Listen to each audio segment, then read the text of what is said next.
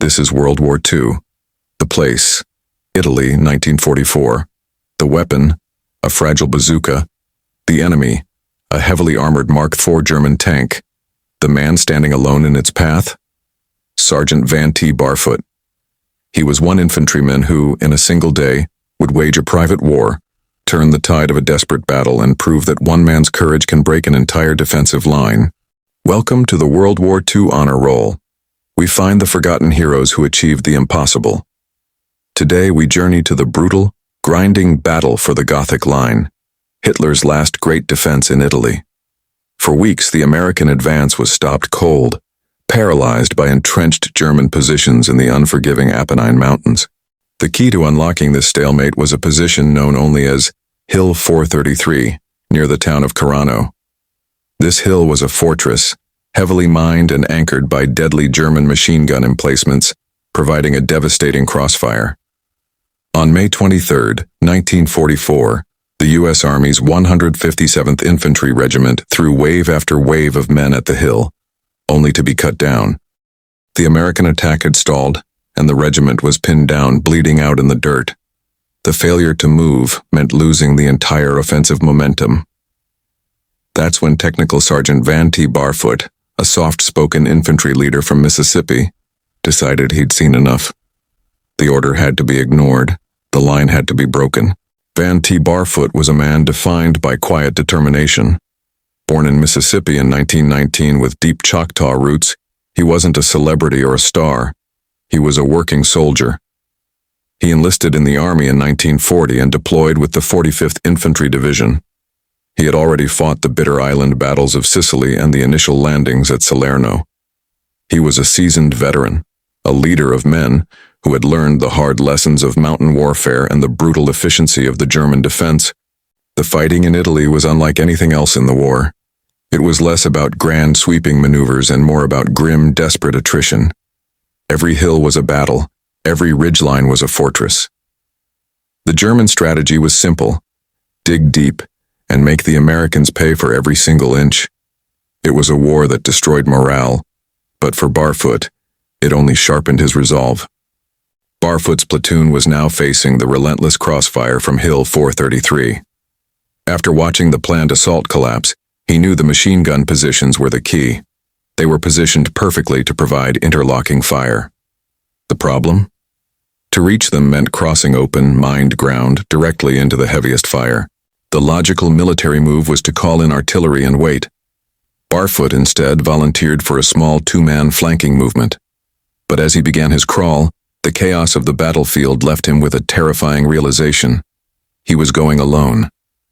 With only his rifle, a few grenades, and his trusted Tommy gun, Barfoot began his personal invasion. He slithered, crawled, and ducked through the muddy ravines, using tiny depressions for cover. He was navigating a minefield while under continuous fire.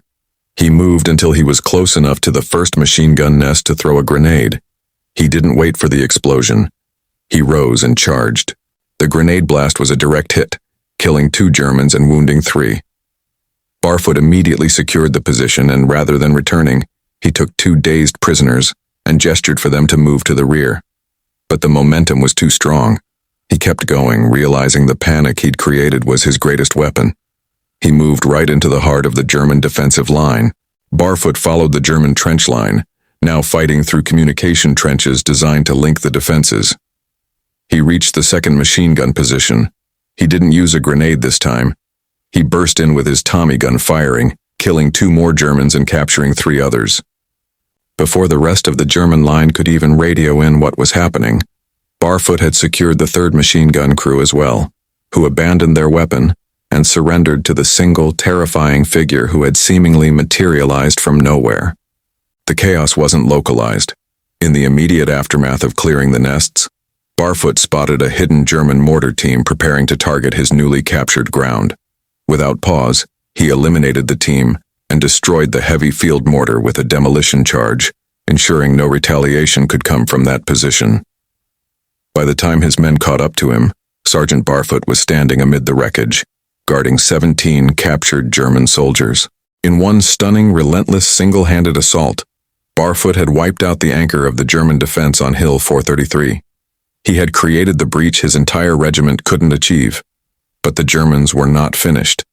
Having lost their positions, they decided to unleash their ultimate weapon to repel the Americans. The German response was swift and terrifying. 3 Mark IV tanks, heavy armor built to smash through infantry, came rumbling up the hill, determined to obliterate the newly won position. The American infantry had nothing to stop them. They were pinned down, facing a counterattack that would crush their entire advance. Barfoot didn't wait for orders. He grabbed a nearby bazooka, the American M1 rocket launcher, and ran to an exposed position. At a distance of just 75 yards, he targeted the lead tank. He knew if he missed, the tank would simply crush him. He fired. The rocket streaked out and slammed into the tank's track, completely disabling the huge machine. The 2 remaining tanks, seeing their lead armor destroyed, panicked and retreated. As the crew of the disabled tank desperately tried to dismount, Barfoot cut them down with his Tommy gun. The German counterattack was broken, the threat was neutralized, and the American line was saved. But Barfoot's Herculean efforts were still not finished. He moved back through the heavy fire, locating 2 wounded American soldiers, carrying them one by one to the safety of the rear, refusing to rest until his comrades were safe. The citation for the Medal of Honor attempts to capture the scope of this single day. It describes Barfoot's destruction of 3 machine gun positions, the elimination of a mortar team, the capture of 17 prisoners, and the single-handed destruction of a German tank. His actions were not just heroic, they were strategically decisive, earning him the nation's highest award for valor. Despite the spotlight of the Medal of Honor, Barfoot remained the quiet, dedicated soldier.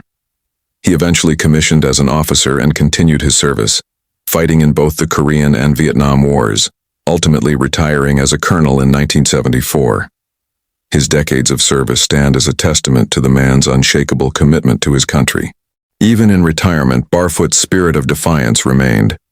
When his local homeowners association demanded he take down the flagpole on his front lawn, an insult to the veteran, Barfoot famously refused, standing his ground until the association was forced to relent. His quiet fight for the right to fly his flag became a national story, cementing his status as a symbol of duty and freedom. Colonel Van T. Barfoot, a warrior of Choctaw descent, proved that courage knows no bounds and that the strength of one man's will can overcome the most formidable defenses. He didn't just break the Gothic Line. He reminded every American soldier that the power of individual initiative and unwavering resolve could triumph over overwhelming force. He is an enduring hero of the World War II honor roll. The incredible story of Colonel Van T. Barfoot inspired you? Then please help us preserve these monumental tales. Hit subscribe and ring the notification bell to join the World War II honor roll. What other unsung hero, American or Allied, deserves to be added to our series? Let us know in the comments below. Thank you for watching.